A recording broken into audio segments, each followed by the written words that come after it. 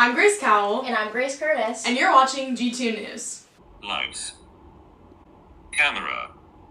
Action! For our international story, we will be discussing the new retirement age in France as well as the riots and protests that followed.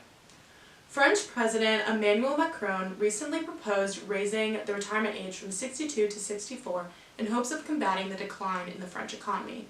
Macron ordered the French Prime Minister Elisabeth Borne to use a special constitutional power to go around Parliament and pass the bill without a vote, aware of how unpopular the bill is. As anticipated, the passing of this bill enraged lawmakers and French citizens. After the signing of this pension bill, thousands of citizens gathered in the streets of Paris to express their opposition to the bill.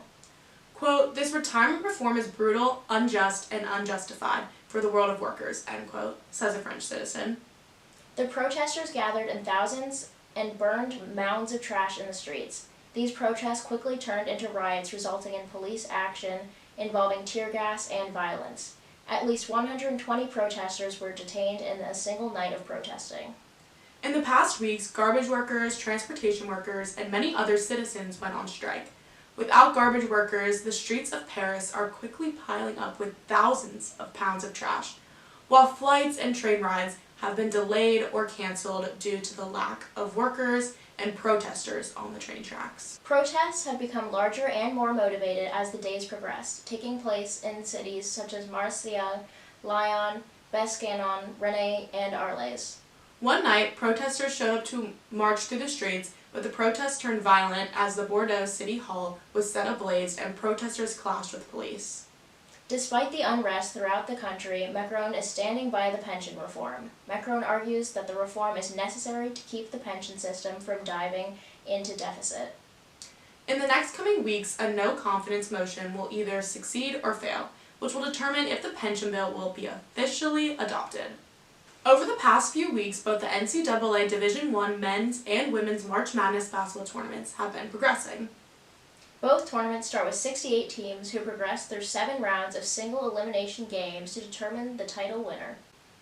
The men's tournament began on Tuesday, March 14th, and is now moving into the Final Four round.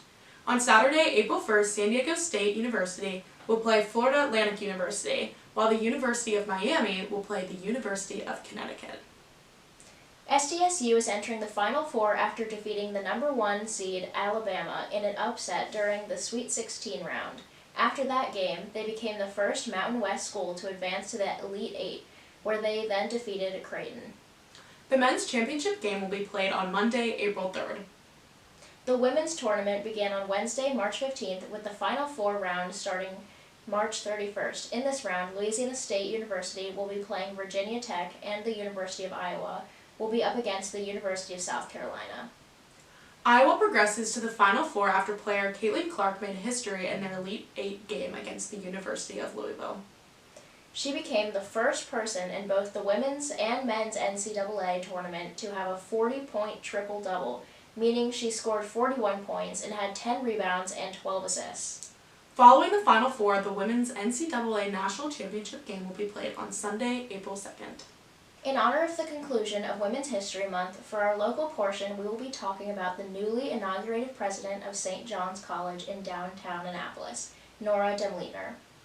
With her appointment on September 21st, 2021, Demleitner has become the first female president of St. John's College since the school's founding in 1696.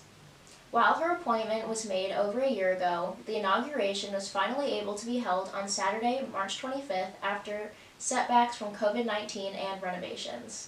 After coming from Germany to pursue her education in the United States, Demleitner has served as the dean of both Hofstra and Washington and Lee's respective law schools. She is noted for raising over $17 million for a university-wide capital campaign and significantly increasing the diversity of the Washington and Lee population, where she also served as a professor of law.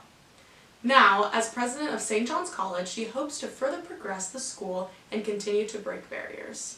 Thank you for watching the March episode of G2 News. As always, our sources and social media links will be located in the description box below. We encourage you to keep researching these topics and more. Bye!